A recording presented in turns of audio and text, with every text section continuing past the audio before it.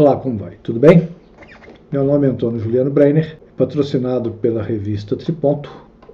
Nós vamos apresentar mais um assunto interessante relacionado à maçonaria no Brasil. A bandeira levantada pela maçonaria em 1717, onde vários intelectuais se reuniram e formaram a maçonaria como hoje nós a conhecemos, em nome da razão e do progresso humano, devido ao iluminismo, protegido pelo segredo. As reuniões até hoje possuem esse segredo. Tornava-se para o Vaticano uma evidência automática das intenções maléficas daqueles homens, isto é, daqueles maçons. E devido a todo esse arcabouço montado, Clemente XII, Papa, publicou em 1738 a primeira bula papal contra a maçonaria. Posteriormente, em 1870, observem bem a data, 1870, nós vamos falar agora mesmo sobre a maçonaria no Brasil e a questão religiosa, que tem a mesma data de início.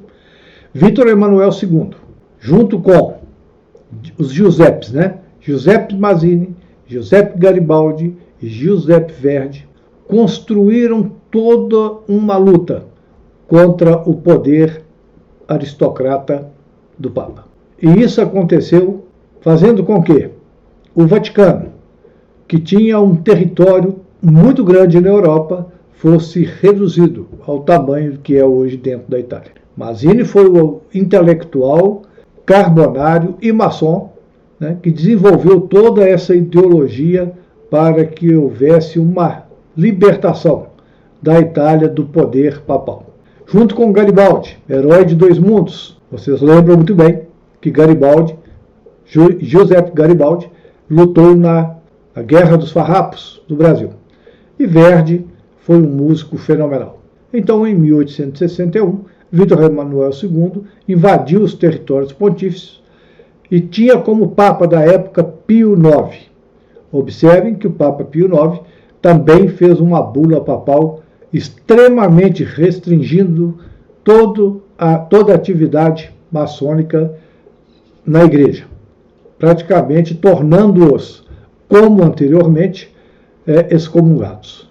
No Brasil, a questão religiosa teve vários momentos importantes. No Brasil, Pereira Barreto descreveu isso muito bem, ele dizendo, Pereira Barreto, um sociólogo, um historiador, um intelectual importante do Brasil, ele dizia o seguinte, abre aspas, clero, câmara, senado, ensino oficial de filosofia era puro deísmo.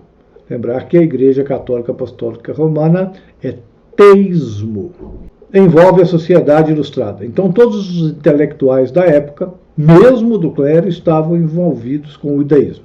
As camadas incultas, 4/5 da população, excluindo a população escrava, que era fetichista, não obstante o rótulo católico que a cobre, resta-nos uma grande fração, politeísta primitivo.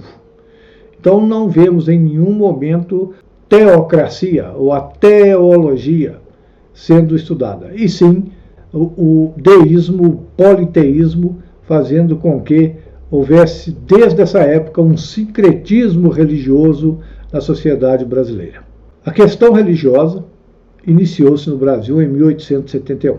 Dom Vital Maria Gonçalves de Oliveira, lá em Pernambuco, Dom Vital tinha estudado na França, era um indivíduo de uma cultura exemplar. Ele voltou para o Brasil e foi tornado bispo por Dom Pedro II, através do sistema de padroado. O que é padroado?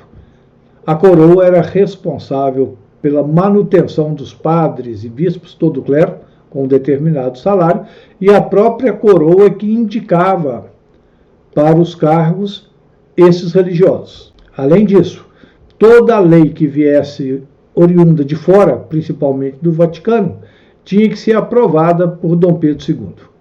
Esse sistema era chamado padroado.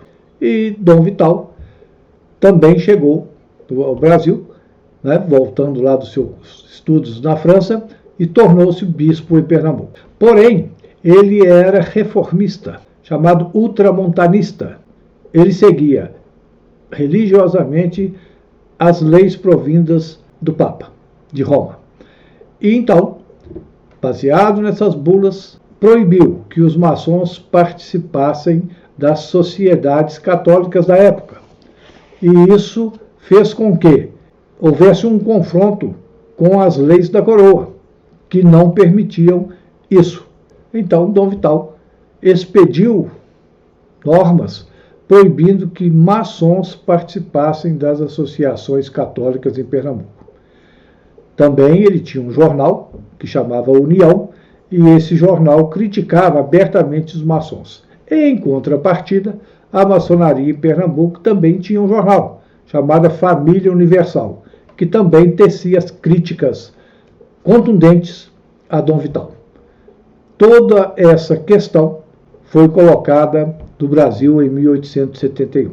Dom Vital teve apoio de todos os integrantes das associações, exceto de uma associação chamada Santíssimo Sacramento, que tinha muitos maçons que participavam dessa associação cristã, ligada à Igreja Católica. Essa associação, então, recorreu a Dom Pedro II, pedindo que ele fizesse uma intervenção, já que Dom Vital não seguia as leis do padroado. É importante salientar que Dom Vital não estava sozinho.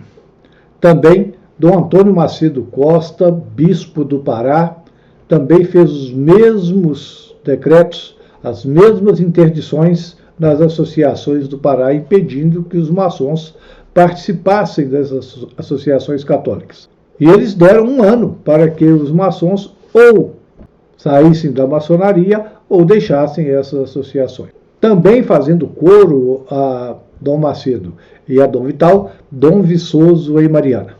Mariana, a cidade que eu morei por muito tempo, tem Dom Viçoso em alta conta. Ele foi um bispo, e um bispo dedicado, muito dedicado às causas do povo de Marianense.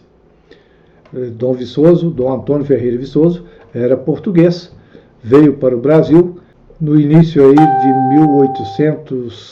1843, 44, tornou-se bispo por ordem de Dom Pedro II, ficando até 1875 como bispo da Diocese de Mariana. Era um cidadão letrado, intelectual, com várias obras de literatura católica. Em resposta a essas atitudes dos bispos, Dom Vital, Dom Macedo, a maçonaria também se protegeu, contra-atacou. O que ela fez? Ela ampliou a campanha nos seus jornais, nos seus periódicos, com acusações graves contra os bispos, promoveu uma maior unidade entre os maçons, arrebanhou os dissidentes para que eles unissem as suas ideias, as suas propostas e fizessem um único trabalho contra a Igreja, e aprovou um fundo pecuniário, juntando dinheiro para que pudesse sustentar os jornais, os periódicos que acusavam os bispos de várias situações irregulares. Conforme disse anteriormente, a Associação Santíssimo Sacramento, que fez a acusação contra Dom Vital sobre essa intervenção, esse interdito nas associações católicas para a permanência dos maçons, recorreu então à coroa. A coroa aceitou a acusação e expediu uma sentença de prisão. Depois de 18 meses de prisão, Dom Vital e Dom Macedo foram soltos por decreto do imperador, que teve a participação efetiva nesse episódio de Duque de Caxias. Isso ocorreu em setembro de 1875. Então podemos concluir que a questão religiosa no Brasil, que foi um assunto muito sério, foi um acontecimento que causou sérios problemas, tanto para a Igreja, tanto para a maçonaria. Não acredito que houve vencedores. Ambos perderam. A questão religiosa surge por 3 situações muito interessantes. A primeira é a ausência de limites nas leis. Segundo, regalismo do Estado. E terceiro, maçonaria anticlerical. A maçonaria é baseada do iluminismo tinha forte ideologia anticlerical.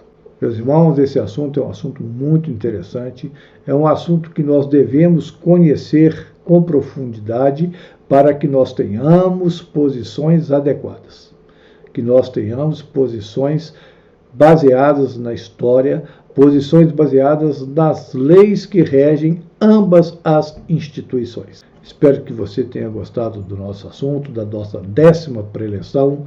Assine o nosso canal. Qualquer pergunta que queira fazer, estamos à disposição. Mande a pergunta para revistatriponto@gmail.com que eu terei o prazer de responder. E se eu não o souber, eu vou procurar algum irmão que tenha conhecimento para responder. Um forte abraço e até a próxima. Muito obrigado.